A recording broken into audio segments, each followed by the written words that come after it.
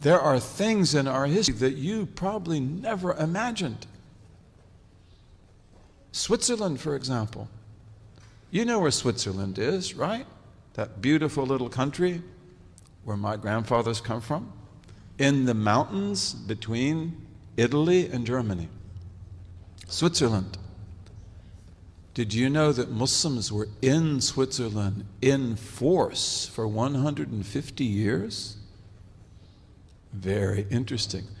How did they get there? Caliphate of Cordoba. The Caliphate of Cordoba. What? And what would they be interested in doing in Switzerland? Oh, they were smart people.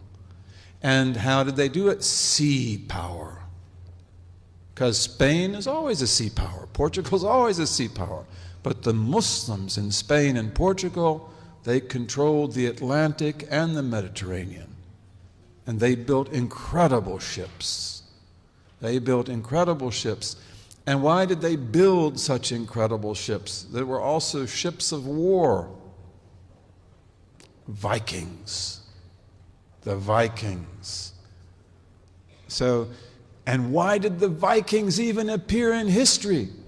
Muslim Spain and Portugal. Because Muslim Spain and Portugal became so wealthy that they dried up the wealth of Northern Europe. This is pretty well proven in economic history. And countries like what is today Denmark and Norway and Sweden and England and Northern Germany and Holland, they became poor because nobody would go there anymore. It's like there's no profit. Merchants are always looking for profit. The merchants that are in Italy and France and elsewhere, they no longer want to go north. Because what do you get there?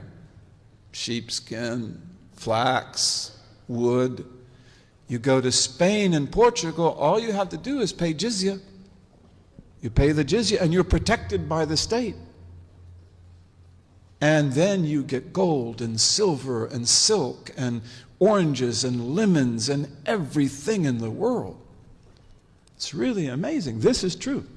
And I could even tell you, because you had people at the University of Michigan who were the masters of this. I don't know if the one in particular is still alive. His name is Ehrenkreuz. Is he still alive? You know, Professor Ehrenkreuz. He was one of my companions. He was the person who worked on this. Okay, so this meant the Vikings have to come out. And the Vikings, you probably have seen movies about Vikings. Those are usually exaggerated. But the Vikings come out. Where did the Vikings first go? Lisbon, Portugal. Great Muslim city. Great Muslim city. And they sack it because Lisbon had never been protected from the Atlantic because of the fact they didn't have any enemies on the Atlantic. And they sacked Lisbon, and they took out of it tons of goods and women and children as well. And then they come down to attack Seville. These are all Muslim cities, Muslim ports. And the caliph at that time, his name was Abdurrahman III. He said, he was building the Mosque of Cordoba. And he said, I won't put a brick on another brick until we get rid of these fire worshippers. He called them fire worshippers. He also called them Normans, Northmen. Norman, they called them Northmen. They called themselves Northmen as well. He said, I won't do, he said, stop the mosque. He said, we will fight these people. We will defeat these people. We'll teach them a lesson. You don't do this to our cities. You want to trade with us? That's one thing. But you want to do this? No, we will teach you a lesson. And the great Maliki scholar of Cordoba at that time is one of our famous teachers, Ibn al-Habib. He said, you are the Khalifa. You know, he didn't say you can chew gum and walk at the same time. They didn't chew gum then. But he said that, you know, you can still build the mosque and you can still take care of the Vikings. And they declared jihad. And in 100 days, the Vikings were finished. Finished. And they were punished. And many of the Vikings became Muslims. And they were settled in Spain in a city that I visited called Jerez de la Frontera. Jerez de la Frontera, which we called in Arabic Sheresh. And it always remained a Scandinavian Muslim city. And there were Vikings in Denmark as well. And ambassadors went to Denmark to see who are these Vikings and how do they fight. Because they have these really fast ships that they use to attack. But what do they do with the women and children? Because they take lots of women and lots of children, we have to ransom them. In Islamic law, you must ransom the prisoner. All the women and children they've taken off to Denmark, we've got to get them back.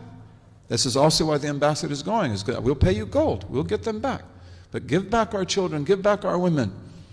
Okay, so they go there, but also they go there to learn who are these people and how do they fight. And one of the things they learn is that they have war boats. That's what you see in the movies, right? But they have barges. And the barges are where they put the women and children. The barges are where they put the gold and silver. Okay, so this means that they are actually not so, that they have vulnerability because the barges don't move very fast. And that means that they have to always protect their barges at sea. And so they say, then this is the way we'll deal with the Vikings. We will build ships that are as fast as their ships.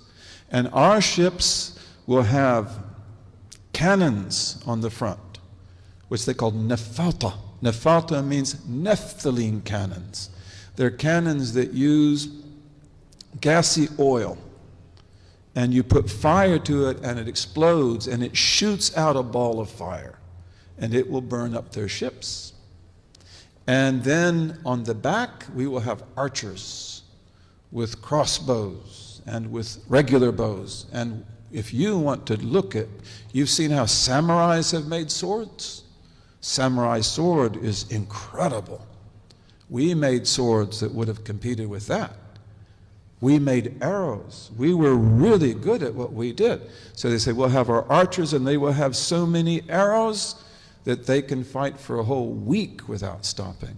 And then we'll have boarding areas because we're going to conquer the Vikings at sea. We're not going to just drive them off.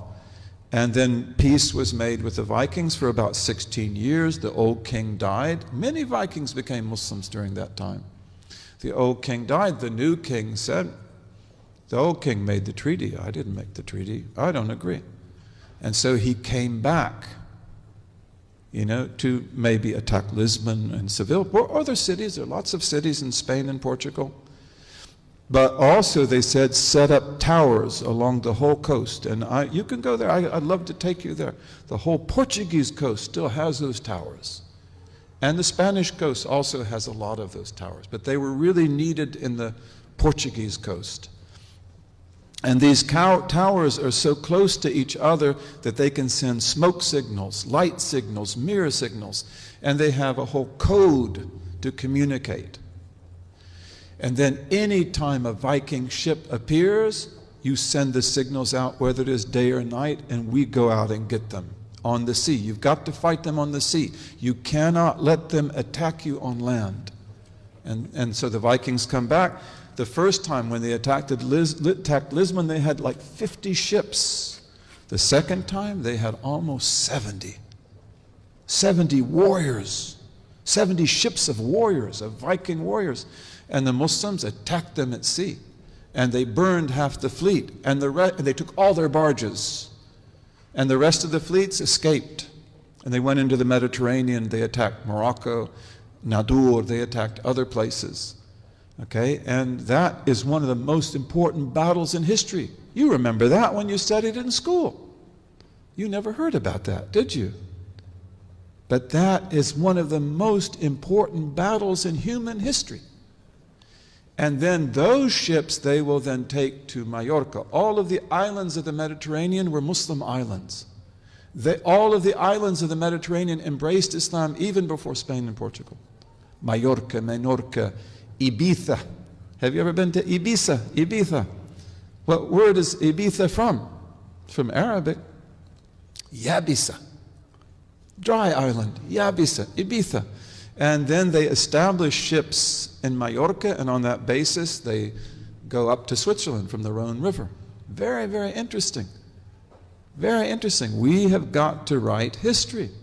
We've got to write history. We gave a lesson in Detroit, on African roots in America, African Muslim roots in America, and also pre-Muslim roots in America. And that's not a dream, that's not an illusion, that's historical fact. But why didn't we study that in our history books? We've got to write our own history books, bi-idhnillahi ta'ala.